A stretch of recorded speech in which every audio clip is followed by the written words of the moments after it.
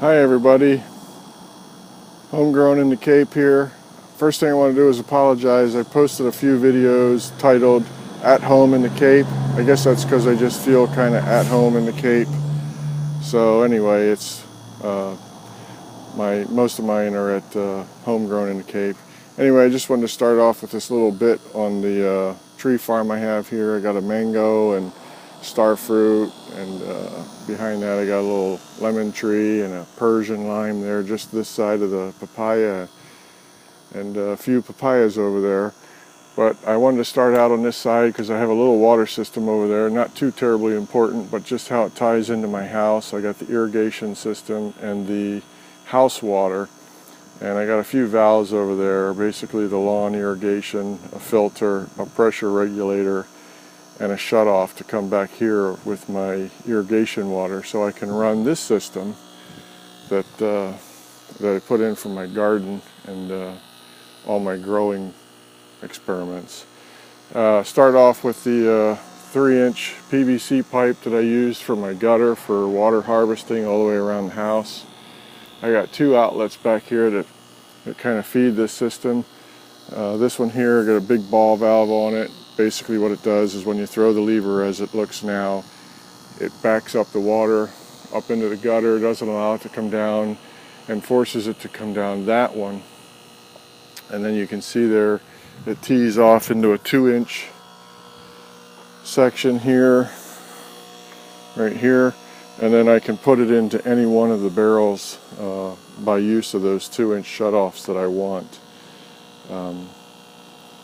To kind of start from the beginning, if I don't have rain, which we have a problem with for a good part of the year here in the winter, I run my city water through the RO system. Comes in through here on the main line where the shutoff line is, comes up through a UV filter, and then into the RO system, and then back out of the RO system, and it feeds these 5 valves. The 5 valves are hooked up through this box here with basically automatic shutoff valves. So I have a feeder line here that comes off of the little relay system there, the irrigation system, and as the tank fills, the black wire going into the black cap is an automatic float valve, so when it gets to the proper height, it shuts off the water so I don't waste any with overflow issues. The red shutoff valve is there so that I can use either RO or rainwater depending on what I have available, and I also don't like any rainwater getting in there until I'm ready to make sure it's kind of cleaned up. So the barrels get filled up either through RO or rainwater. I can also put irrigation water in them, but I don't really choose to do that because that's kind of nasty water.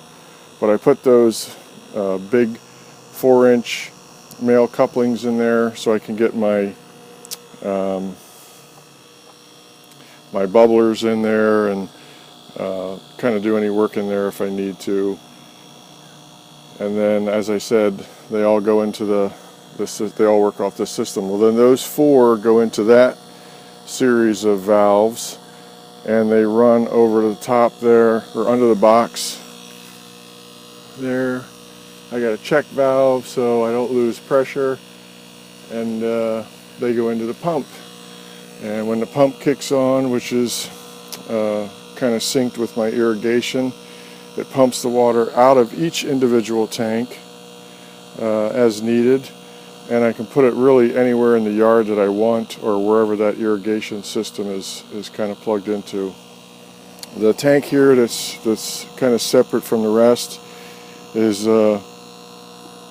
also hooked up to the RO system over here as far as the feeding system, so it fills automatically and shuts off automatically.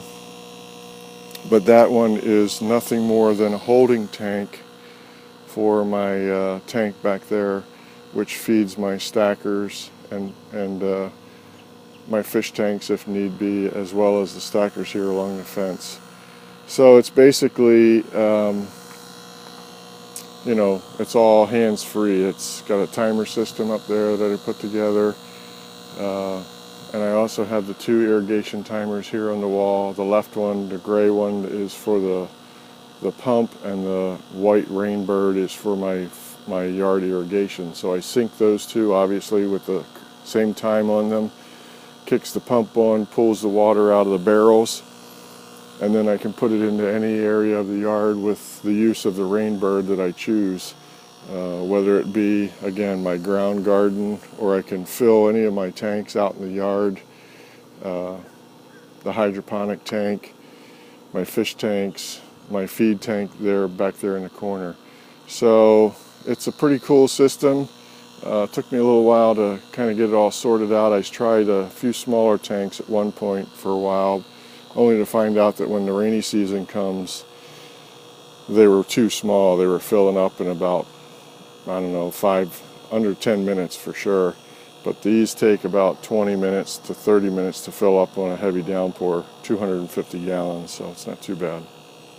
Anyway, there's a lot going on here. I don't want to get too lengthy with the video. If you have any questions, please feel free to give me a comment or email. I'd be more than happy to discuss it any further. Homegrown in the Cape, signing off. Thanks. Take care.